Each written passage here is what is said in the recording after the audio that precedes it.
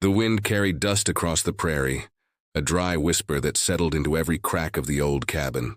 Eliza McGraw sat on the wooden step with her husband's last letter folded tight in her hand.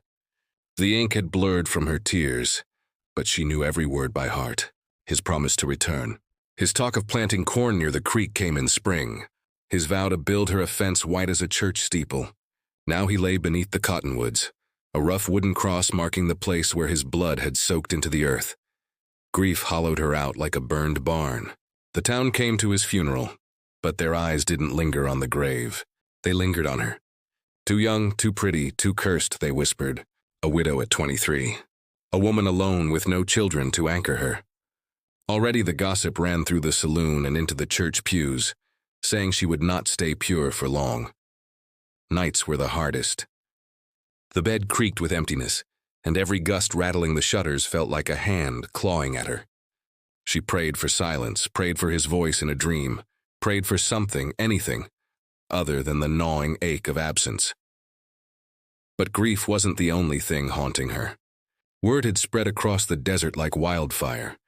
A rustler had sworn an oath, one so strange and cruel the sheriff himself didn't dare speak it aloud in town square. Men whispered it in shadows instead. Bring me 3 women or die. No one knew why. Some said it was vengeance. Others said it was madness. But all agreed the oath would be carried out, blood for blood.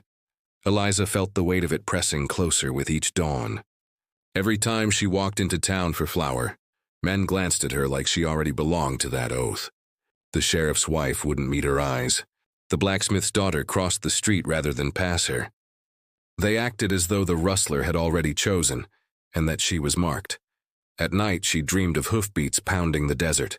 She dreamed of her husband rising from his grave, his chest torn open, warning her to run. But there was nowhere to run. The prairie stretched endless, and the desert always gave up its fugitives.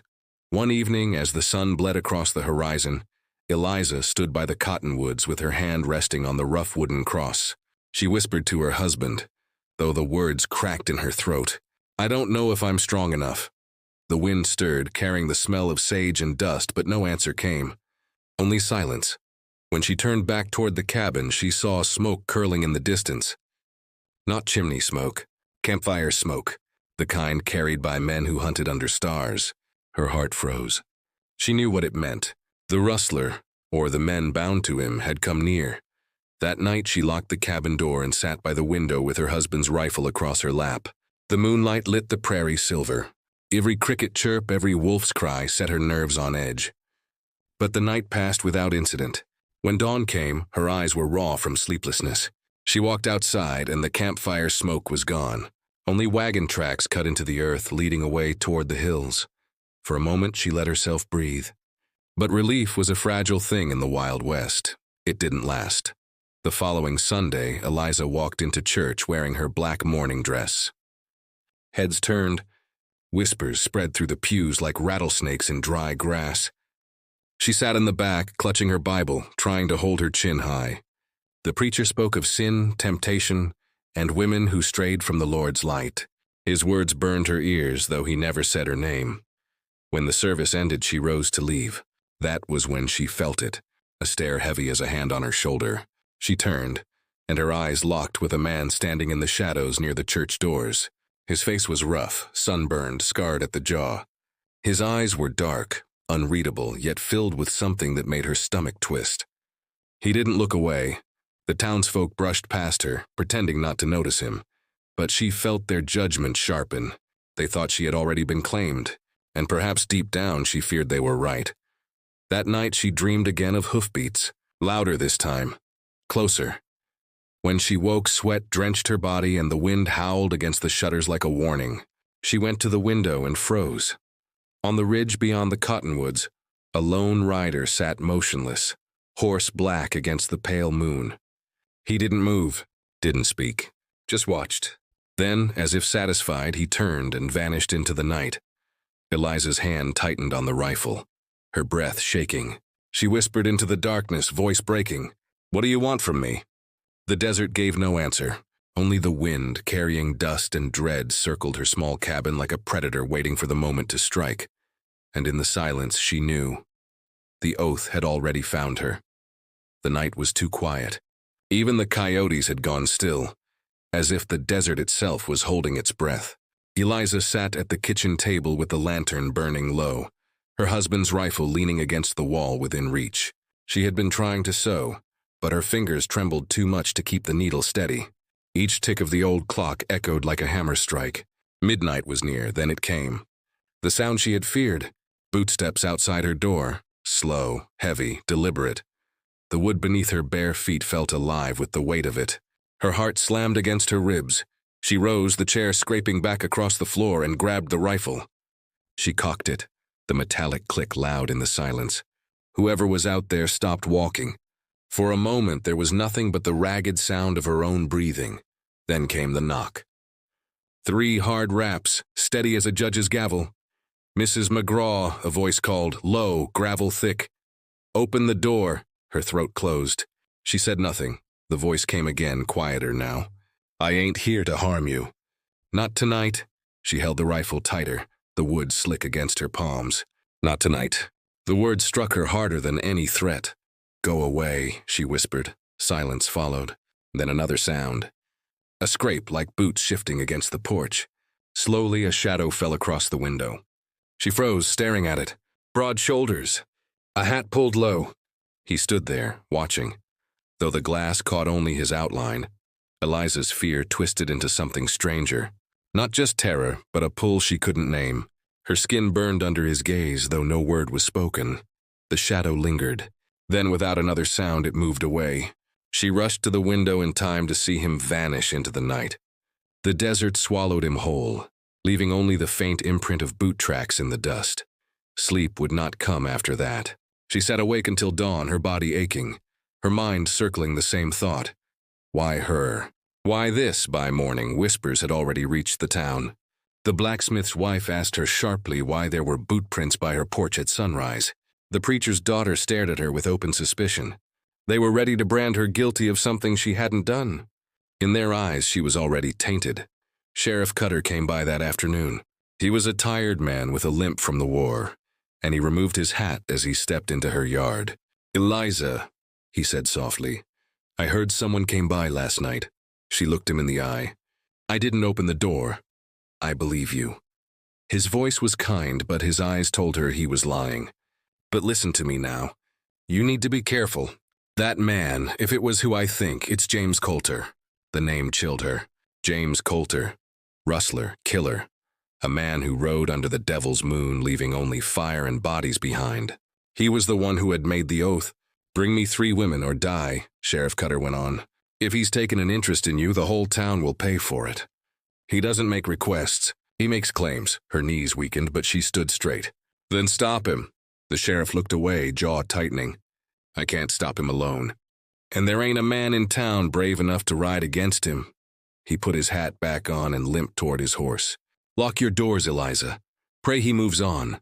But that night the shadow returned. She sat by the window watching the horizon when she heard it, the faint jingle of spurs. Her breath caught. Slowly a figure stepped into the moonlight. James Coulter. She could see him now, clear and real. His face was rough with scars, his beard dark against skin weathered by sun. His eyes glimmered like cold coals in the pale light. He stopped at the edge of her yard, hat brim low, shoulders straight. For a long moment, neither of them moved. The desert was silent but for the wind whispering through sagebrush. Finally he spoke. "I gave my word, Mrs. McGraw. 3 women or men die. And I always keep my word." Her hand clenched the rifle. "Then kill me now." He tilted his head, studying her. A strange smile tugged at his lips, slow and dangerous. "No, not you. Not yet." He stepped closer, boots crunching in the dirt. The space between them shrank, and she could see the tiredness in his eyes, the shadow of something broken. He stopped just short of the porch. "You're braver than most," he said quietly. "I respect that." Her chest ached with terror but also confusion. He spoke not like a monster, but like a man who had seen too much, carried too much. And yet his words carried the weight of death. She raised the rifle, aiming at his chest. "Leave?" For a heartbeat she thought he might lunge forward, take the gun, and end her. Instead, he simply tipped his hat. "Soon enough, Mrs. McGraw. Soon enough." Then he turned and melted into the night once more. Eliza lowered the rifle, her arms shaking. Tears blurred her vision. She sank to her knees, clutching the weapon as though it were the only thing tethering her to life. The desert was quiet again. But the silence wasn't peace. It was the silence before the storm, and in her heart, she knew James Coulter would come back, not for her porch, not for a warning, but for blood. The church bell tolled at dawn, heavy and hollow, echoing across the valley like a funeral song. Eliza woke to the sound, her body weary from nights of half-sleep, her dreams torn by shadows of James Coulter. She dressed in silence, pulling her black mourning dress over thin shoulders. The fabric smelled of cedar and dust. She tied her hair with trembling hands, then walked the dirt path into town, every step feeling watched.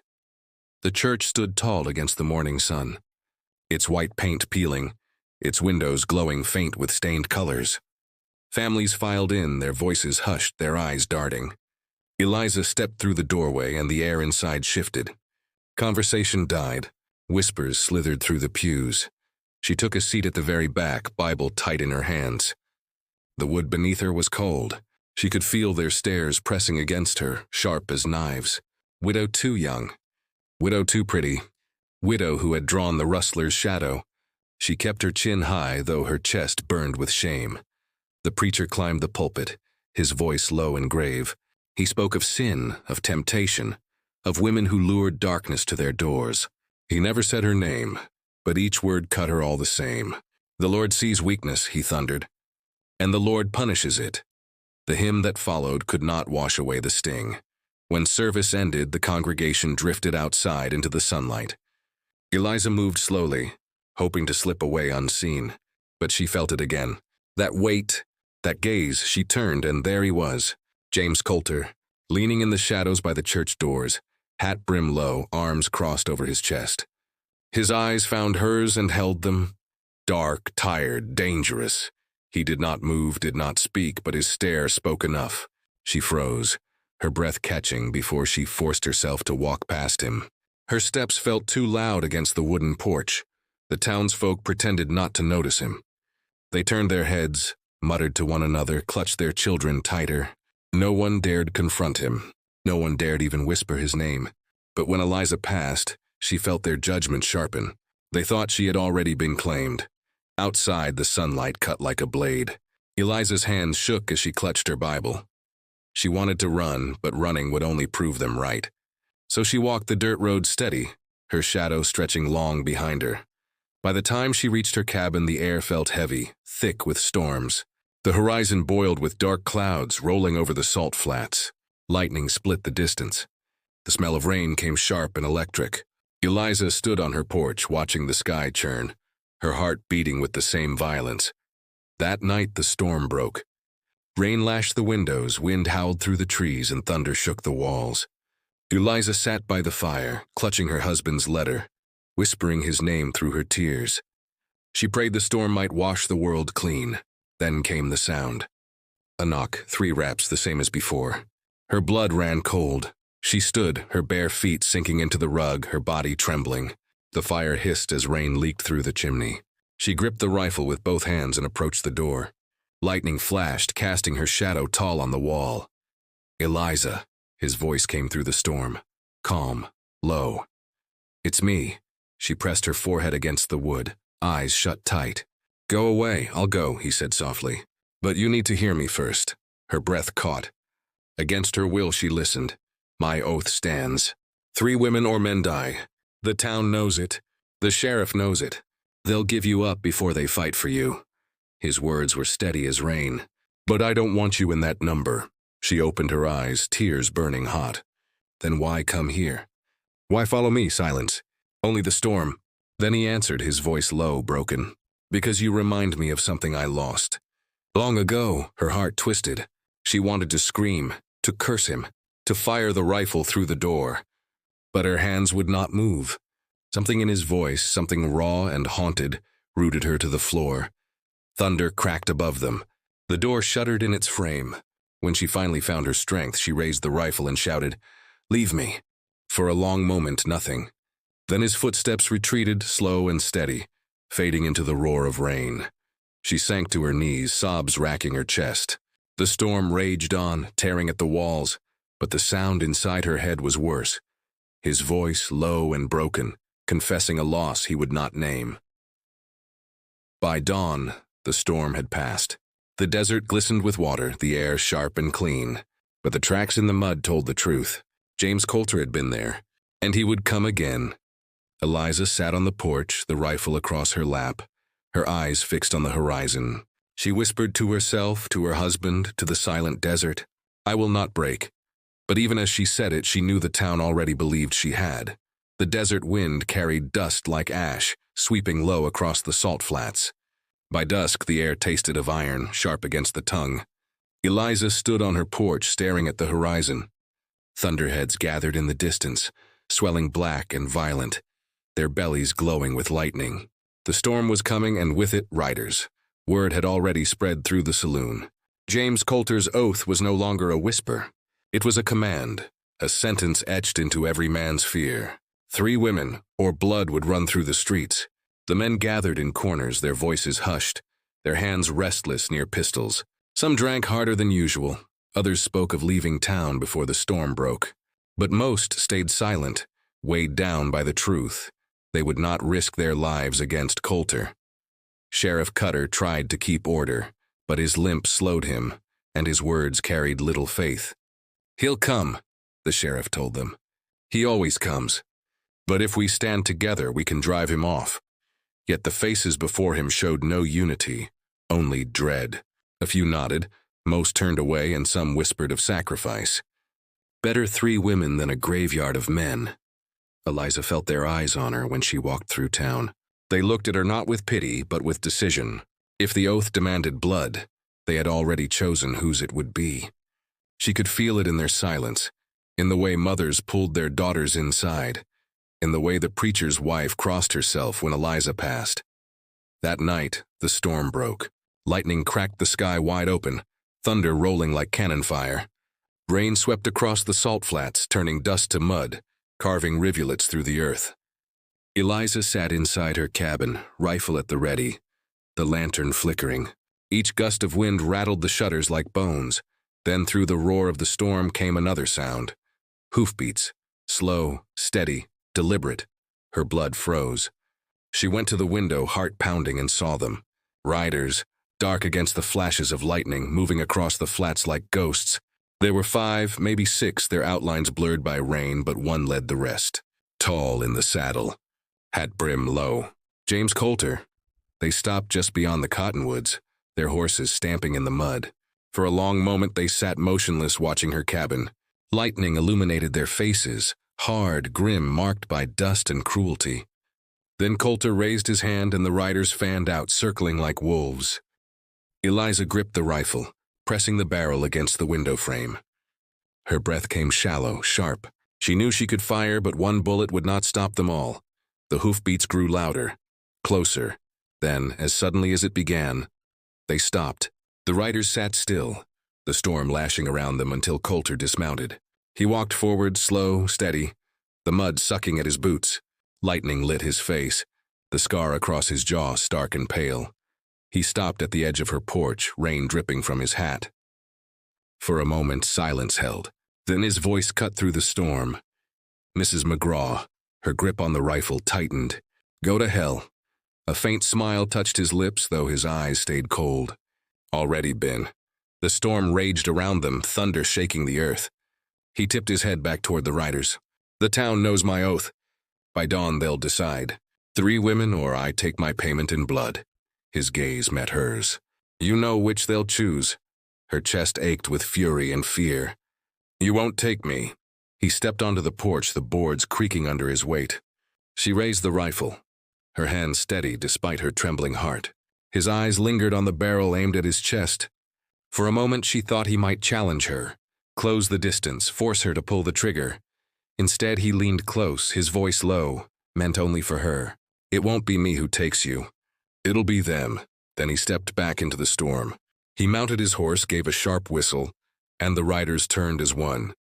They vanished into the sheets of rain, swallowed by the flats, leaving only the echo of hooves and the promise of blood. Eliza sank to her knees, the rifle clattering against the floor. Tears blurred her vision. She pressed her hands to her face, whispering her husband's name. The storm raged on, but inside her something hardened. She knew Coulter was right. The town would not protect her. By dawn, they would give her up to save themselves. The storm lasted through the night. The salt flats flooded with water. The desert remade into a sea of mud and lightning. When morning came, the sun broke through, cold and bright, shining on wagon tracks that led straight toward town. Eliza followed them with her eyes, her body heavy with dread. In the distance, the church bell tolled again, a hollow sound that carried on the damp air. Not a call to worship, a warning. She knew what it meant. The choice had already begun. The barn was dark, the air thick with hay and dust. A storm had passed earlier, leaving the ground damp, the smell of rain still clinging to the air. Eliza had hidden there after church bells rang in town, after the stares and whispers pressed too heavy on her back. She knew the people had made their choice. The oath demanded women. The town would give her up. She sat in the shadows, her husband's pistol trembling in her hand. The wood handle was worn smooth from years of use. She had loaded it herself, fingers shaking as she pressed the bullets into place. Now she clutched it against her chest, every creak of the barn wood making her heart jolt. Then she heard him. Boots crunching softly against straw. The barn door groaned open, letting in a sliver of moonlight. He stepped inside, slow, deliberate, as if he knew she was waiting. "James Coulter, Eliza," he said softly, his voice carrying the weight of a confession. She raised the pistol, aiming at his chest. "Don't move." He stopped only a few paces away. His face was shadowed, but his eyes glimmered with the faint light. For a moment, neither of them spoke. The silence pressed between them like a blade. "You think they'll protect you?" he asked finally, his tone quiet, almost tender. "The town? The sheriff? They'll hand you over before dawn. You know it." Her throat tightened, but she held the gun steady. "Then kill me yourself." His mouth twitched, not quite a smile, not quite sorrow. "I don't want you dead." He took one slow step closer. "I want you to understand." "Stop," she whispered, but he didn't stop. His boots dragged across the dirt floor, each step echoing in her chest. He was close now, close enough she could see the scar carved across his jaw, close enough she could smell the dust and smoke that clung to his coat. Her hand shook, the barrel trembling. He reached out slowly, his fingers brushing hers, not to take the gun but to steady it. The touch burned through her, and in that moment she hated him. Hated him for what he had done, for what he demanded, for the way his voice slipped under her skin. "Why me?" she asked, her voice breaking. His eyes met hers, dark and hollow. "Because you remind me of her," she frowned. "Who?" For the first time his mask cracked. Pain flickered across his face, raw and unguarded. "My wife, she died in the fire they set. I swore then I'd never stop until I burned the world that took her." The weight of his words struck her chest. The pistol sagged in her hand. He saw it, and before she could stop him, he reached up and pressed his palm against her cheek. Rough, calloused, trembling, she wanted to pull away. She wanted to spit in his face. But her body betrayed her. Her eyes closed, her breath hitched, and for one dangerous heartbeat, she leaned into his touch. Then his lips brushed hers. It was slow, hesitant, filled with something she couldn't name. Hunger, grief, shame. Her body went rigid, then weak. The kiss burned through her like wildfire, and in it she felt the weight of his loneliness, his fury, his curse. She pulled back, gasping. The pistol was still pressed between them, her hand trembling against his chest. Tears filled her eyes. "You're a monster." He nodded, his voice raw. "I know." The moment broke like glass. He stepped back, his face hardening again, the softness gone. "Dawn's coming," he said. "They'll choose. If you want to live, be gone before they come for you." He turned, pushing the barn door open. Moonlight spilled across his back as he walked into the night. Eliza collapsed onto the dirt floor, the pistol clattering beside her. She pressed her hands to her face, her body shaking with sobs. The taste of his kiss lingered on her lips, bitter and forbidden. Outside, the wind picked up, carrying the sound of hoofbeats across the flats. Riders were gathering. The storm had passed, but something worse was coming. Eliza picked up the pistol again, her fingers curling tight around the grip. She knew she could not run forever. The town had chosen her. Coulter had marked her. And in the space between those two truths, She was caught, torn between hatred and something darker, something she dared not name. The barn creaked as the wind pressed against it, and she whispered into the shadows, her voice breaking. God forgive me, but she knew forgiveness would not come. Not in this desert, not with dawn so close. Dawn bled across the desert, the horizon painted in streaks of red and gold. The storm had passed, but the air was heavy with silence, a silence that felt more dangerous than thunder. Eliza stood at her window, pistol at her side, watching the sun rise over the salt flats. She knew what the day would bring. The church bell rang sharp and hollow. Its echo carried through the valley, a call not to worship but to judgment. Eliza walked the dirt road toward town, her black dress clinging to her in the morning wind. The streets were lined with faces, men with their hands near their guns, women clutching their children, eyes fixed on her as though she were already walking to the gallows. In the square, Sheriff Cutter stood grim-faced, his limp more pronounced in the early light. Beside him, the preacher held his Bible, though his eyes burned with fear, not faith. And beyond them, at the edge of town, riders waited. 6 men on horseback, dust swirling around their hooves. At their center sat James Coulter, hat brim low, face unreadable. The sheriff raised his hand. His voice cracked as he spoke. The oath must be answered. 3 women or Coulter takes his due. Murmurs swept through the crowd. Mothers clutched daughters tighter. Men avoided each other's eyes. No one wanted to speak the names, yet everyone knew them. Eliza, the blacksmith's daughter, the preacher's niece. 3 women the town could give to save their men. Eliza's chest burned with fury. She stepped forward, her voice trembling but loud. So this is it? You'll hand us over like cattle? The preacher's wife hissed. Better you than all of us. Sheriff Cutter looked at her with sorrow, but he did not deny it. His silence was worse than words. Coulter nudged his horse forward, the leather creaking under his weight. His voice carried across the square, calm and steady. Time's run out. Choose. The blacksmith shoved his daughter ahead, tears streaming down his face. The girl stumbled, her hands clutching at her skirts. The preacher's niece was pushed next, pale as death, eyes wide with terror. The crowd parted around them, no one daring to intervene. Eliza's heart pounded. She felt the pistol heavy in her hand. She could stay silent, let the town damn her alongside them. Or she could choose for herself. Slowly she stepped forward, her chin high, her voice clear. I'll go. Gasps rippled through the crowd. The sheriff shook his head. Eliza, but she didn't let him finish. Better me than watching you all sell your souls. Better me than your daughters. Her eyes found Coulter's, and for a fleeting moment, something passed between them. Recognition, resentment, something darker still. Coulter dismounted, his boots sinking into the dust. He walked toward her, each step slow, deliberate.